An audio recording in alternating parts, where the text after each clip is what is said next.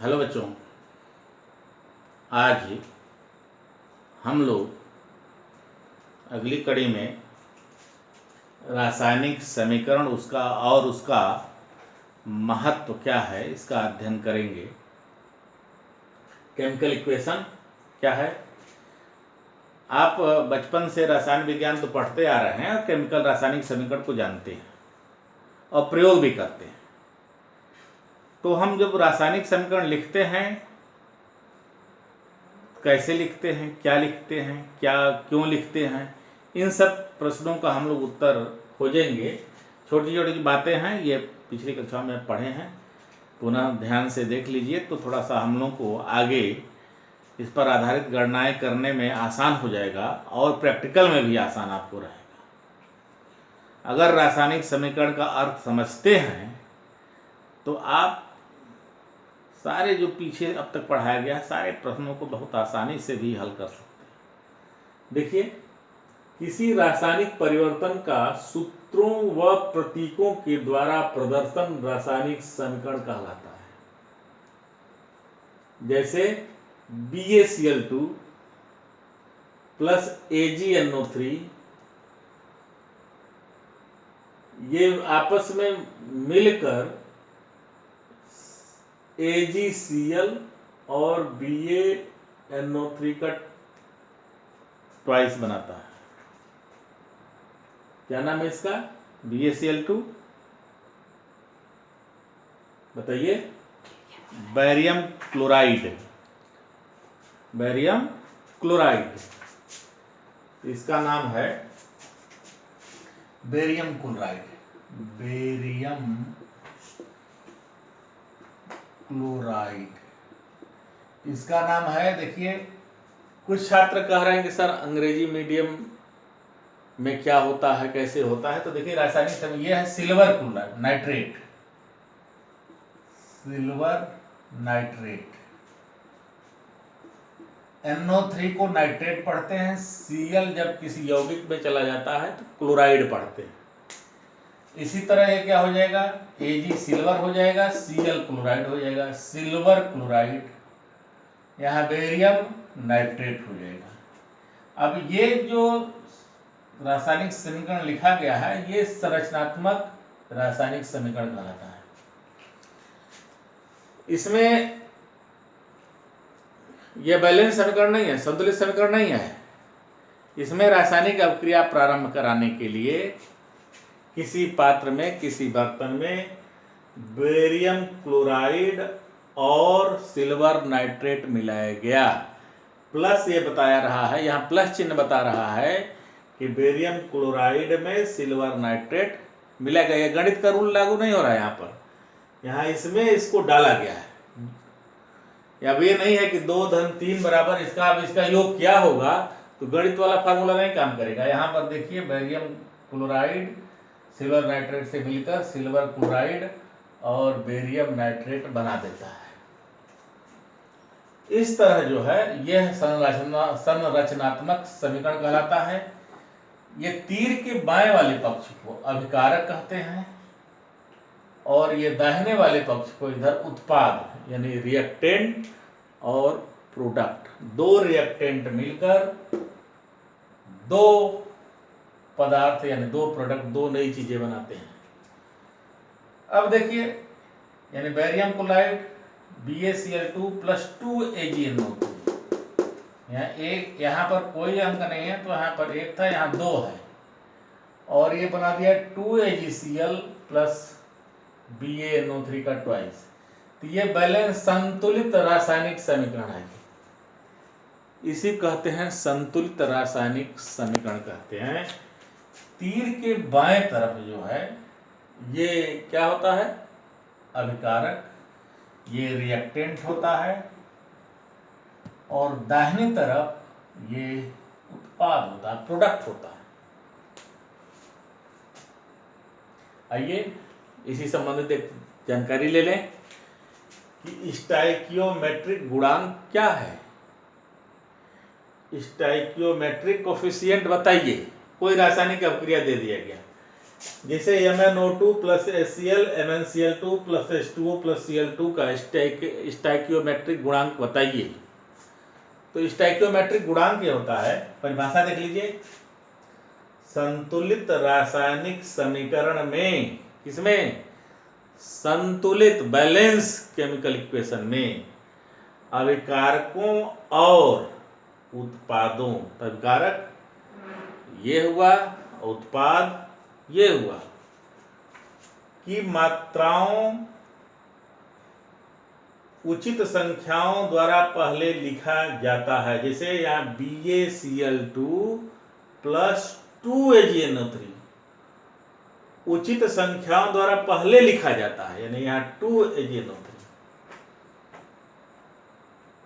और इन्हें स्टोइकियोमेट्रिक गुणांक, सीधा सीधा बात है कि जो पहले बैलेंस समीकरण लिख दीजिए, बैलेंस समीकरण से पहले जो अंक लिखा होता है वही स्टोइकियोमेट्रिक गुणांक होता है, सीधा। जैसे यहाँ पर 2KClO3 टूटकर गर्म करने पर टूटता है तो 2KCl प्लस 3O2 बनाता है। तो इसमें देखिए बैलेंस समीकरण है, पोटेशियम 2 है, पोटेशियम 2 है, क्लोरीन यहाँ पर 2 है, यहाँ क्लोरीन 2 है, ऑक्सीजन 3 दूनी 6 है, ऑक्सीजन 3 दूनी 6, बैलेंस है। बायां पक्ष में सारे तत्व दाहिने पक्ष के सारे तत्व के बराबर हैं। यह एक यौगिक टूटकर 2 यौगिकों में बदल रहा है। तो इससे पहले देखिए KClO3 से पहले गुणांक 2 है, यहाँ KCl से पहले गुणांक 2 है, और एक अणु O2 से पहले गुणांक 3 है, इसलिए स्टोइकियोमेट्रिक गुणांक 2, 2, 3 हुआ, 2, 2, 3 हुआ। तो क्या करेंगे, पहले बैलेंस अब इसमें बताइए, इसमें स्टोइकियोमेट्रिक गुणांक लिखिए, क्या होगा। तो पहले बैलेंस समीकरण लिखेंगे, ये लिखेंगे, तो इसका गुणांक कितना हुआ है, इससे पहले कौन सा अंक है, कोई अंक नहीं रहता है तो एक लेते हैं, तो 1:2, 2, 1, इसका स्टोइकियोमेट्रिक गुणांक 1, 2, 2, 1 होगा। अब इसी तरह इसी पर मैं एक होमवर्क दे रहा हूँ, आप उसको करिएगा, हल करिएगा, कमेंट में उत्तर जरूर लिखिए, और लिखने के बाद समझाइए कि क्या है। देखिए, निम्नलिखित समीकरण को संतुलित कीजिए, बैलेंस कर लीजिए। बैलेंस मतलब बाएं पक्ष के सारे एलिमेंट दाहिने पक्ष के सारे एलिमेंट के बराबर होंगे। बैलेंस करना पिछली कक्षाओं में आप सीख चुके हैं, कक्षा 10 में भी सीखे हैं, तो वही चीज़ है। इसमें से एक नई चीज़ जोड़े, स्टोइकियोमेट्रिक गुणांक भी लिखिए। क्या करेंगे, बैलेंस करेंगे, बैलेंस करने के बाद पहले जो अंक होगा वही स्टोइकियोमेट्रिक गुणांक है। इसका उत्तर स्टोइकियोमेट्रिक गुणांक जरूर लिखिएगा, उत्तर जरूर लिखिएगा। कमेंट बॉक्स में मैं चेक करूंगा कि आप इंटरेस्ट ले रहे हैं पढ़ाई में कि नहीं ले रहे हैं। 1, 2, 3 प्रश्न दे रहे हैं, ठीक है। तो कुछ लड़के तो अभी बातचीत के दौरान ही हल कर लिए होंगे, तो इसको करिएगा। H2 प्लस O2 H2O, एक हम बता दें कहिए तो इसको अगर हम चाहें तो हम लिख देंगे, इसको ऐसे लिख देंगे, जैसे H2 प्लस O2 ये हो जाएगा 2H2O, 4 हो गया, 2, 2, 4 हो गया, यहाँ भी 4 हो गया, यहाँ पर 2 है, यहाँ तो स्टोइकियोमेट्रिक है 2, 1, 2, इसका भी 2, 1, 2 हो गया स्टोइकियोमेट्रिक गुणांक। अब 3 ठो दिए थे, 1, 2, 3 थे, 3 में तीसरा बता दिए, तो 2 करना है। अब इसको बहुत आसान है, कर लीजिएगा, पढ़े होंगे। चलिए, हम लोग जो है रासायनिक समीकरण का क्या महत्व है, क्यों पढ़ रहे हैं, इस पर चर्चा करते हैं। कोई रासायनिक समीकरण जिसे हम देखते हैं, तो रासायनिक समीकरण में किसी रासायनिक परिवर्तन का गुणात्मक अध्ययन किया जाता है। क्या इसमें मात्रा लिया गया है, ये अध्ययन कर सकते हैं। इस संतुलित रासायनिक समीकरण की सहायता से किसी रासायनिक परिवर्तन का मात्रात्मक अध्ययन भी किया जा सकता है। ये मात्रात्मक हो गया, गुणात्मक हो गया। रासायनिक समीकरण, जैसे रासायनिक समीकरण में क्या लिखा जाता है, जैसे ठोस के लिए यस लिखा जाता है, द्रव के लिए यल लिखा जाता है, गैस के लिए जी लिखा जाता है, वाष्प के लिए भी लिखा जाता है। यानी कि अभिकारक और उत्पाद में क्या ठोस है, क्या द्रव है, क्या गैस है, इसकी भौतिक अवस्था के लिए इन टर्मों का प्रयोग किया जाता है। सॉलिड के लिए यस, लिक्विड के लिए यल, गैस के लिए जी और वाष्प के लिए भी। अब क्वेश्चन आता है, गैस और वाष्प में क्या अंतर है, इस पर विचार करिएगा, सोचिएगा और फिर हमको बताइएगा कि गैस और वाष्प में, जानते हैं आप, पढ़ाया गया होगा गैस वाष्प, तो गैस के लिए जी और वाष्प के लिए भी।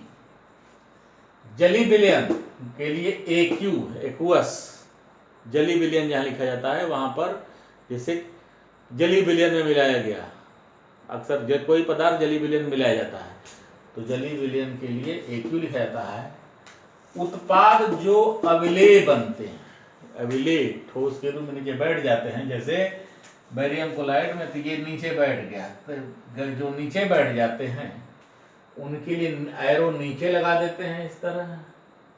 और जो गैसीय उत्पाद बनते हैं, जैसे N2+3H2, तो ये 2NH3, ये C+O2, CO2, ये गैस बन, गैस के लिए C solid, O2 gas, CO2 gas, गैसीय उत्पाद के लिए तीर लगा देते हैं ऊपर। अविलेय जो नीचे बैठ जाता है, तीर नीचे। प्रायोगिक परिस्थितियां के लिए, जैसे N2, तो इस पर हाई प्रेशर एंड टेम्परेचर और उत्प्रेरक और उत्प्रेरक वर्धक इस तीर पर लिख दिया जाता है। इतना आप जानते हैं।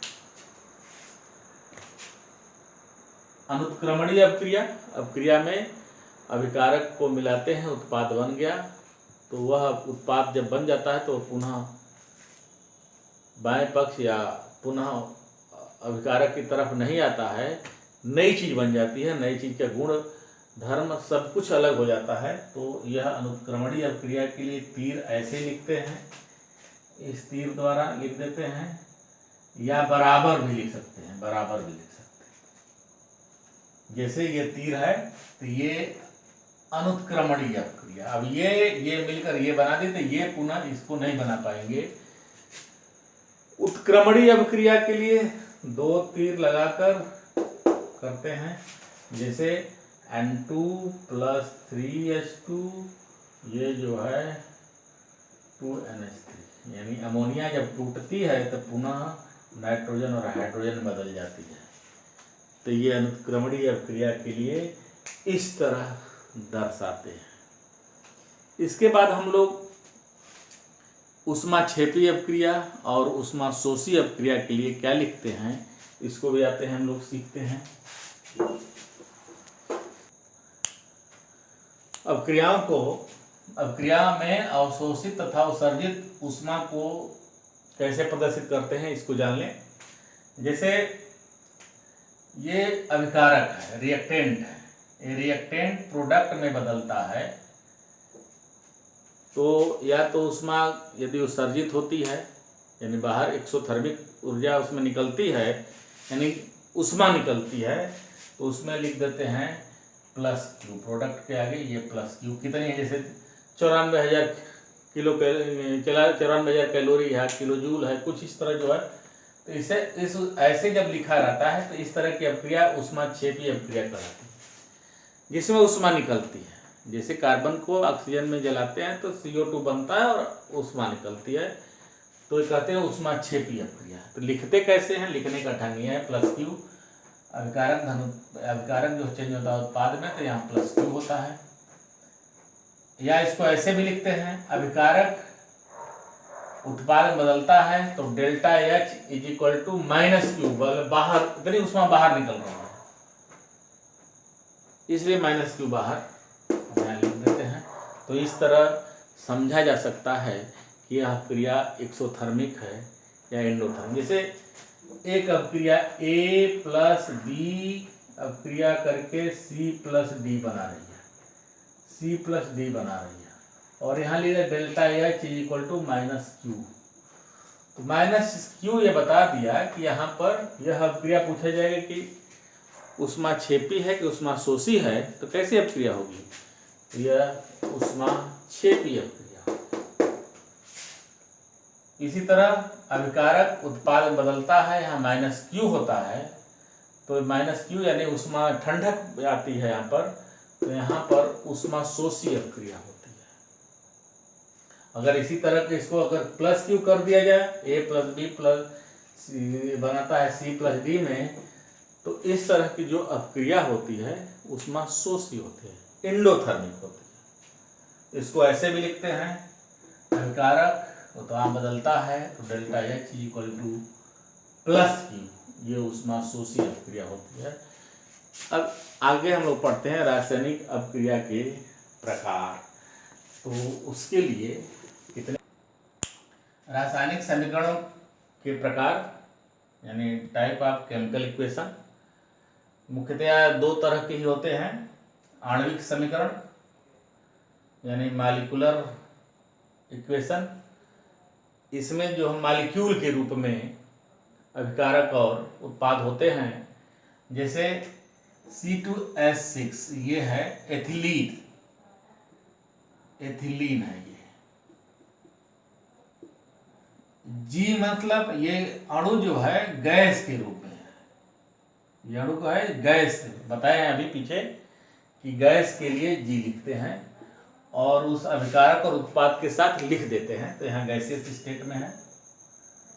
प्लस 7/2 O2 बैलेंस समीकरण लिख रहे हैं, यह ऑक्सीजन भी गैस के रूप में है, तो ये होता है बनाता है 2CO2, यह गैस है, प्लस 3H2O यह लिक्विड के रूप में है, तो यह द्रव अवस्था में इसलिए जल लिख दिया गया है।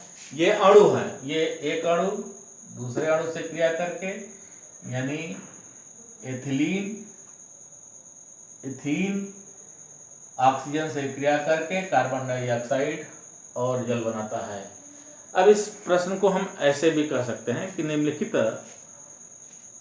स्टेटमेंट को कथन को समीकरण के रूप में लिखिए।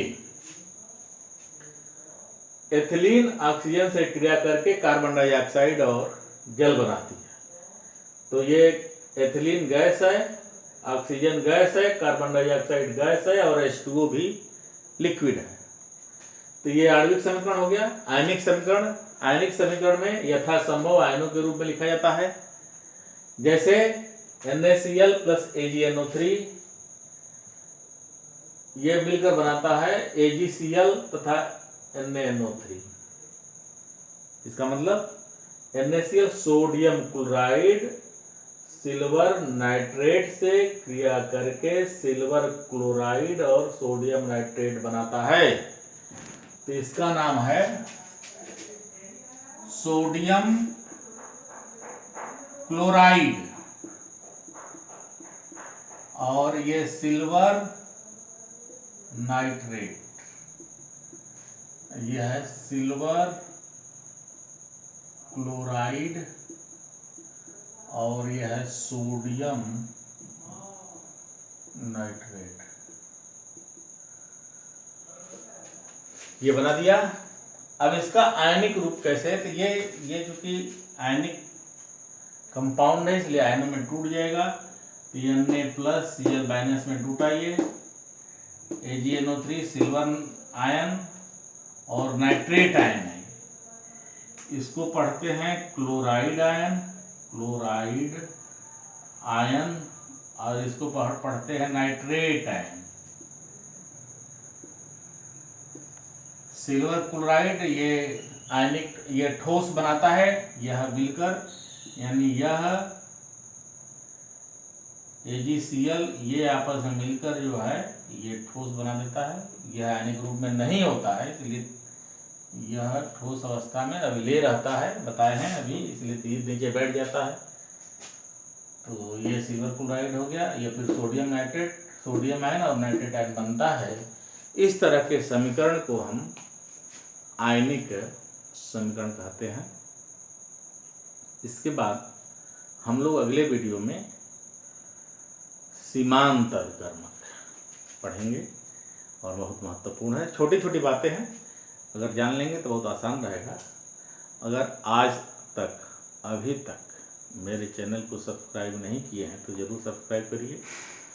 जो मैं इसमें प्रश्न पूछा हूँ उसका जवाब कमेंट बॉक्स में ज़रूर लिखिए, और इसके साथ साथ लाइक भी करेंगे तो थोड़ा सा ठीक रहेगा, हौसला बुलंद मेरा रहेगा। और अपने दोस्तों मित्रों को भी शेयर करिए, जिससे कि वह भी सीख लें कि छोटी छोटी बातें, इससे बड़ा लाभ रहेगा। बहुत बहुत धन्यवाद।